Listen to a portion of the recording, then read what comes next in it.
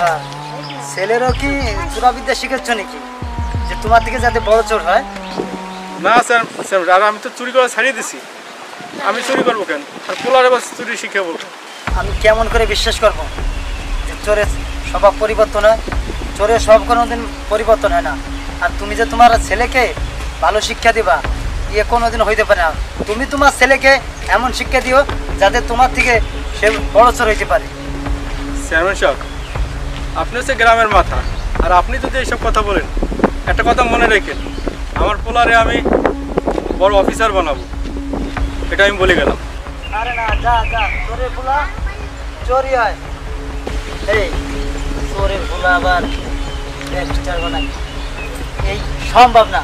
আর তোরা কিছু বললি না, হাট, তোকে কোনো কাজ হবে না, হাট। জানতে তুই লেখাপড়া ঠিক মতো করি, বুঝছিস? তোকে সবাই চোরের পোলা করে। আমি দেখতে চাই তুই বড় একজন অফিসার হবি, বুঝছিস দাদা? ভালো মানুষের মতো মানুষ হতে হবে, যাতে তোরে কোনোদিন চোরের পোলা না করতে পারে।